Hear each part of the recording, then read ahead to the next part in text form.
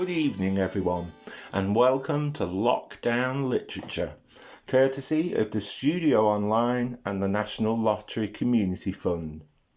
You are about to listen to a selection of audio stories gathered together during the COVID-19 lockdown from both the adults and children's write-on sessions. So relax, settle back, and enjoy a selection of writing from some of the finest creative minds at the studio.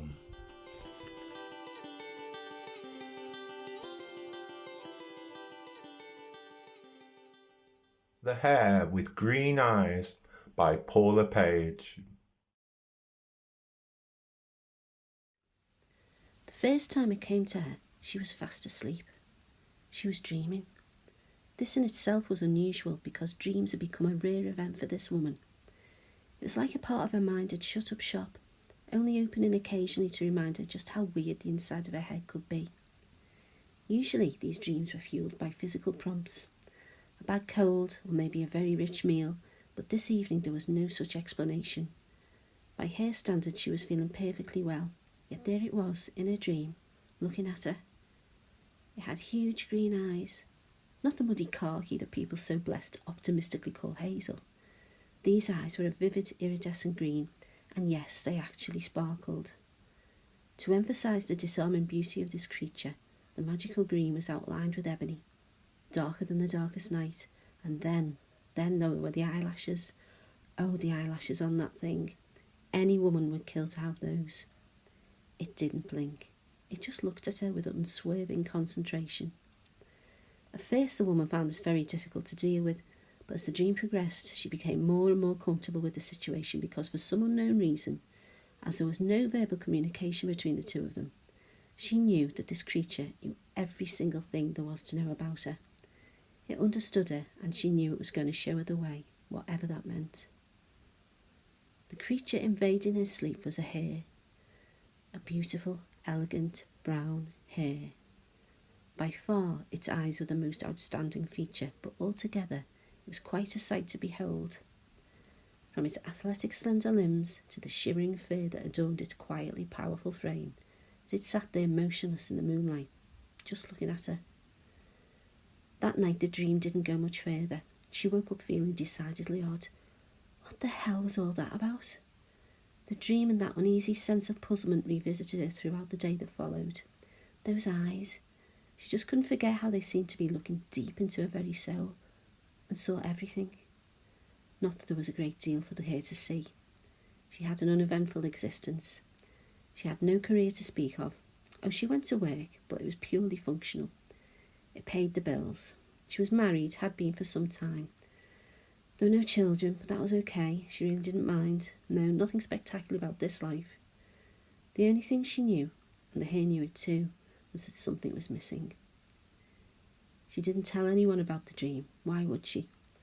That's all it was, a bit of over-imagination, and let's face it, who would be interested? Certainly not the spouse. He'd probably mutter, then carry on with whatever he'd been doing. One sure guarantee was that whatever that was, it would be of no interest to her.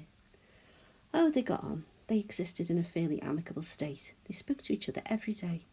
But they certainly didn't talk anymore. It was peaceful, and she knew it could be a lot worse. So on they went, drip-feeding their life together. The hare, however, did not go away. The next night it returned, just looking at her with that disarming intensity of gaze before eventually bounding away to where she did not know. The same thing happened the next night, and the night after that. In a subtle way, the hare's demeanour changed, and the woman felt it. Still it was silent, but behind her eyes, for it was undoubtedly female, the woman could sense a pleading and a longing. But for what she had no clue. This was the puzzle. She kept her counsel and resolutely said nothing to anyone about the continual nocturnal disturbances. That said, the seeds of worry had started to take root in her mind. What if it's a brain tumour? What if I'm just going mad? In spite of these anxious thoughts, a stronger fear kept her away from the doctor's office. It was almost as if doing nothing about it meant it wasn't really happening. Outwardly, she carried on her life as she'd always done. No one looking at her would think that for 1 minute she was in any way troubled. She went to work when she was supposed to, and she did her job competently. She'd never really been invested in what she did for a living. In reality, she knew this meant she was trying not that hard, a steady 75% of her true capacity. It got her by, and that was all that was needed. Since the Hare had entered her life, she knew that she wasn't even doing that much, 50% on a good day. Her mind just wasn't on the job. The strange thing was, no one noticed. Not a word was said, but she could feel herself slowly and surely becoming obsessed by the creature. She saw a picture of a hare and an ornament depicting the animal in full March Madness. She bought it. The house started to look like a hare rescue facility, but still not a word was said to her by her husband or anyone else to question her behaviour. It was like what was happening was completely normal, or worse, that no one actually cared. Night after night the dreams continued until it seemed she couldn't remember what life was like without the presence of the hare. It began to consume her so that the importance of what went on in her waking life started shrinking, and all that mattered were the moments she could sleep and dream. The intensity of the dreams increased as time went on. The pleading in those green eyes became more compelling to the point of seeming feverish, almost desperate. When the animal moved, in the moonlit field she assumed it was its home. It danced and it jumped and it ran, with so much energy and with a joy it was palpable. She wanted to reach out and touch it. Truth be told, she wanted to be the hare. That thought scared her, but if she was truly honest, it thrilled her too. The strange relationship with this animal, which she knew could only be a figment of her imagination, went on for weeks, months.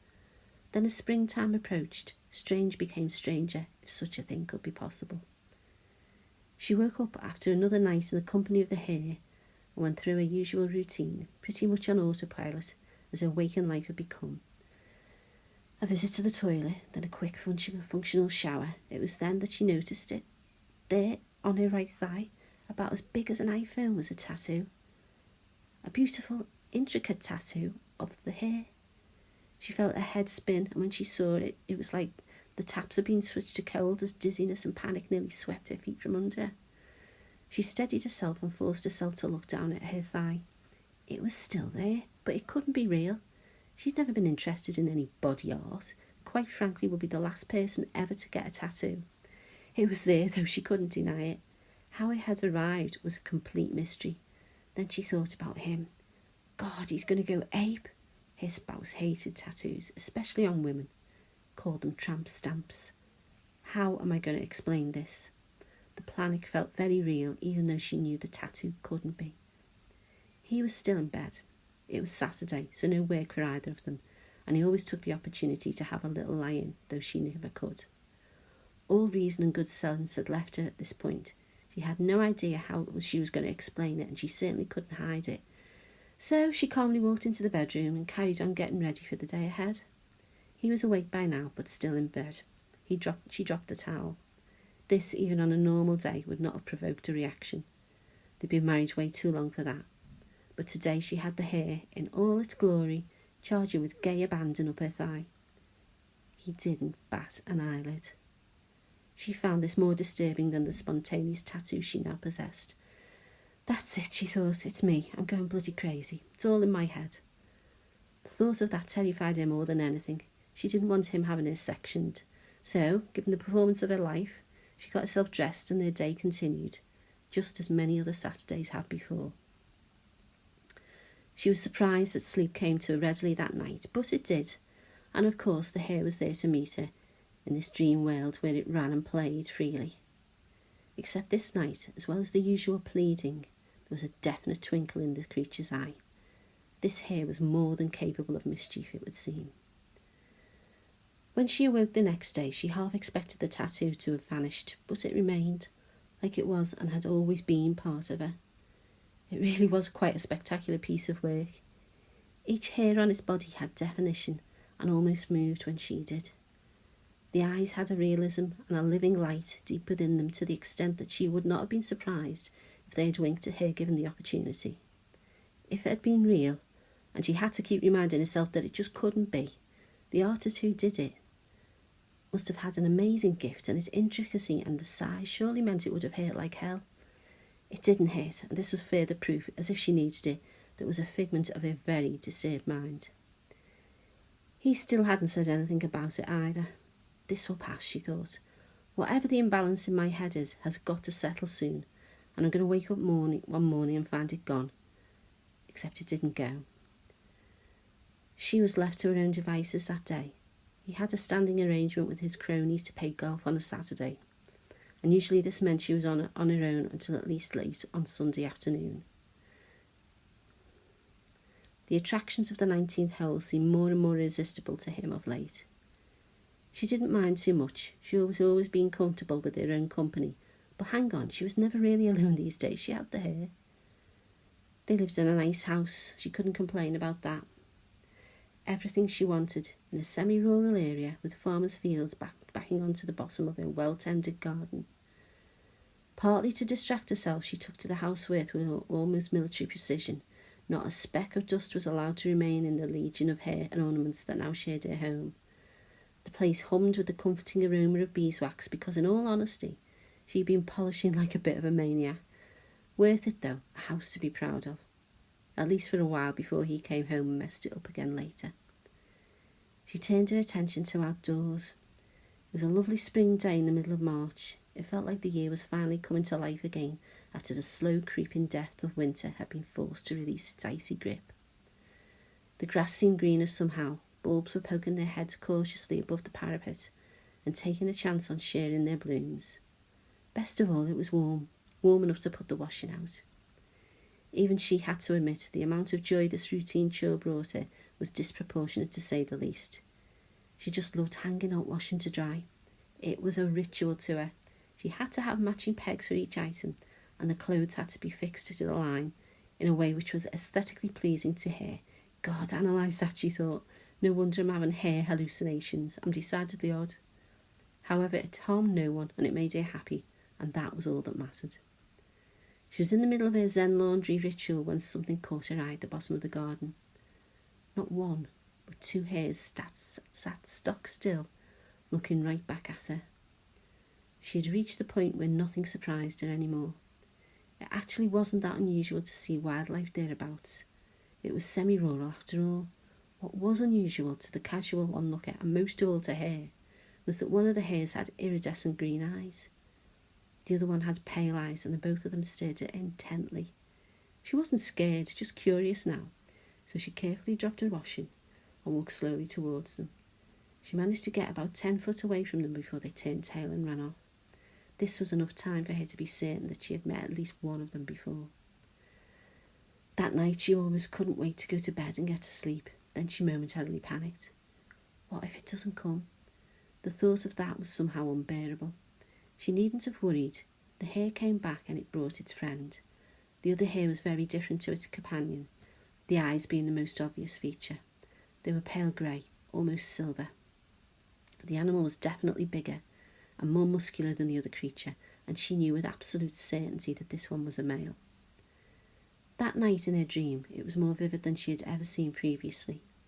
It was night time, as it had always been, in the dream world inhabited by the hares, and the sky was adorned with a galaxy of stars bigger than she'd ever imagined could exist.